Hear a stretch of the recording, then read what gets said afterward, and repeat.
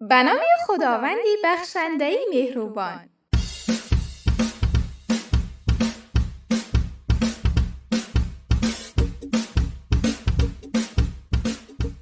به نام خداوندی بخشنده‌ای مهربان. سلام به شما دوستان خوبم. نغز سلامتیتون خوب است؟ الحمدلله. انشاءالله که همیشه خوب باشد و سلامت. اینجا رادیو مهر، صدای کودک. شهنازه قصه گو امروز برایتان یک داستان جالب دیگر تعریف میکند که نام دارد موشی که میخواست کلام باشد.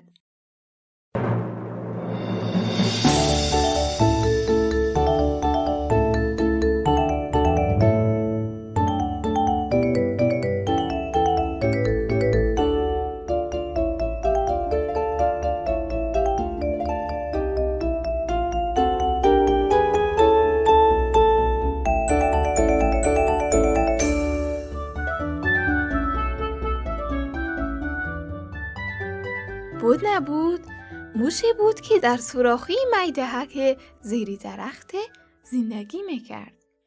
موش قصه ما تا حالا هیچ موشی دیگری را ندیده بود و دوستی هم نداشت. به خاطر اینکه در خانه کوچکش آینه هم نداشت تا خودش رو ببیند، یگان خیلی نظر یا فکری نسبت خودش نداشت که کی است و چه شکلی است. ولی موش قصه ما میدانست که سرنوشتش بزرگ شدن و بزرگ بودن است و یک روز نه یک روز تبدیل به یک موش کلان می شود. بنابراین یک روز صبح موش کوچک تصمیم گرفت که برای کشف و شناخت دنیای اطرافش خانه میدهکش را ترک کند. موش کوچک یک روز با همان سرعتی که پاهای خیلی میدهکش می توانست راه رود از خانهش بیرون رفت. بعد از مدت‌ها راه رفتن و سفر کردن، موش کوچک به باغ حیوانات شهر رسید. باغ حیوانات خیلی از خانه موش کوچک قصه ما دور نبود، اما موش میدهک پاهای خیلی کوتاه داشت و خاطر همین هر راه و مسیر برایش خیلی طولانی به نظر می رسید.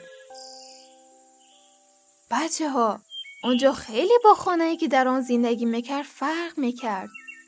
اونجا پر از شگفت انگیزترین و عجیبترین و بزرگترین موجودات بود. موش قصه ما یک شیر کلانی پرزور را دید که به سمت بالا و پایین حرکت میکند و دندانهای بزرگ و تیزش را نشان میداد. او یک زرافه خیلی بزرگی را دید که گردنش را برای خوردن برگ‌های درختی بلند دراز کرده بود. بعد موش میدهک یک عقاب زیبا را دید که بالهای خیلی بزرگش را در دو طرف باز کرده بود و از بلندی نگاه میکرد. موش قصه ما فهمید که اینجا جای همه حیوانات کلان است که در آن زندگی میکنند. موش میدهک میدانست که او هم مثل دیگر حیوانات بزرگ می شود و او هم باید برای شاد و خوشبخت بودن یک موجود کلان بشود. برای همین او همانجا تصمیم گرفت که اینجا جایی هست که می تواند زندگی کند و بماند. تنها مشکل این بود که موشی کوچولو نمیدانست که کی است و هیچ تصوری از خودش نداشت. خودش را نمیشناخت. اصلا نمیدانست که با کدام از حیوانها باید زندگی کند. موش میدهک با خودش فکر کرد شاید من یک شیر هستم. این را گفت و به سمت یک قفس خیلی کلانی که اطرافش سیم کشیده بود، جایی که همه شیرها زندگی میکردند، دوید. کوچک بودن به موش کمک کرد تا به راحتی و آسانی از مابین سیمها گذرد. شیرهای کلان و قوی را از نزدیک ببیند. موشی کوچک چون فکر میکرد یک شیر است، با کشیدن یک نفس چقور و عمیق پر از سر و صداترین غرشش را که میتوانست از خودش در بیارد، اما او چون موش خیلی کوچک بود فقط یک جیغ خیلی نازک و آهسته از دهانش و بیرون آمد. همه شیرها از صدای موشی کوچک خنده اشان گرفت و خندیدند. موشی میدهک به خودش گفت شاید من شیر نیستم، شاید زرافه باشم. برای همین به محل زندگی زرافه ها دوید. وقتی به زرافه ها رسید تا آنجا که می توانست خودش را مثل زرافه ها به سمت بالا کشید و قامتش را بلند کرد که میخواست دستش به درختان برسد. اما بچه ها، موش قصه ما وقتی که روی نوک انگشت پاهایش ایستاده بود دستش فقط به علفهایی که در اطراف تنه درخت رویده بودند میرسید. همه زرافه ها از خنده روی زمین افتیدند. موش کوچک این دفعه با خودش فکر کرد پس من زرافه هم نیستم. من باید یک عقاب باشم. برای همین موش به سمت جایی که عقاب‌ها کلان و زیبا زندگی می‌کردند رفت. موش قصه ما که خودش را یک عقاب تصور می‌کرد می‌خواست مثل عقاب‌ها قشنگ پرواز کند و از بالای درخت همه جا را تماشا کند. برای پرواز کردن تلاش می‌کرد و از جایش می‌جهید و دست و پا می‌زد. اما همین طوری که با قدرت تلاش می‌کرد موشی میدهک در پایین ترین جای خودش بود و مرتب سقوط می‌کرد و به زمین می‌افتید. وقتی عقاب‌ها این صحنه را دیدند از خنده روی زمین افتیدند. موش کوچکی قصه ما خجالت کشید و از قفس عقاب‌ها به بیرون آمد و تصمیم گرفت دیگر عقاب نباشد. در همین لحظه نگهبان باغ حیوانات را دید که می‌خواست در باغ حیوانات را ببندد. چون هوا تاریک می‌شد و باید همه درهای باغ حیوانات بسته می‌شد، نگهبان اول به دیدن شیرهای کلان رفت تا به آنها خوراک شام بدهد. آنها هنوز به صدای ضعیف و آهسته موش کوچک می‌خندیدند. نگهبان بعد از خبرگیری شیرها به دیدن زرافه ها رفت.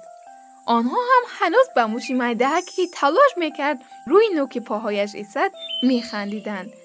در آخر هم نگهبان باغ حیوانات به دیدن عقاب‌های قوی و زیبا رفت که آنها نیز با موش میدهک که تلاش میکرد پرواز کند میخندیدند. در همین لحظه نگهبان موش کوچک را دید که روی زمین نشسته بود. او گفت اینجا چی کار میکنی موش کوچک؟ اینجا برای موش میدهک مثل تو نیست. بهتر است تا هوا تاریک نشده است به خانه‌ات برگردی.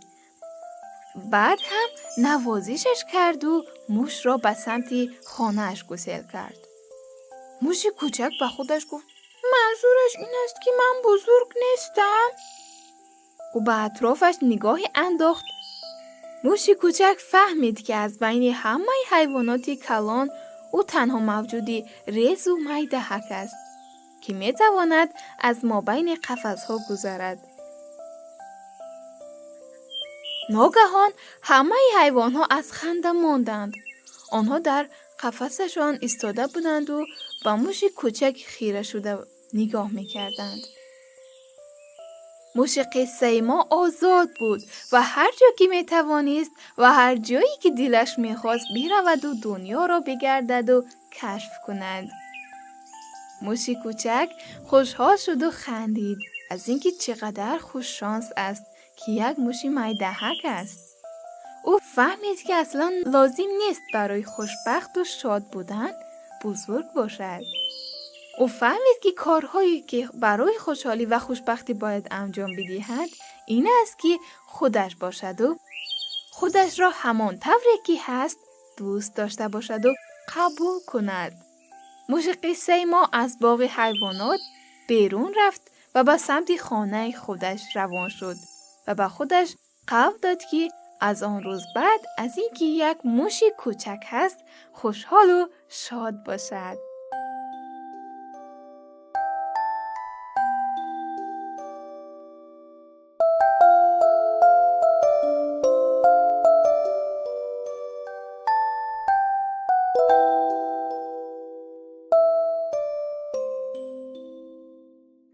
بله عزیزکانم، این بود قصه امروزمان. تا داستان و افسانه دیگر، خدایا رو نگهدار. خداحافظ.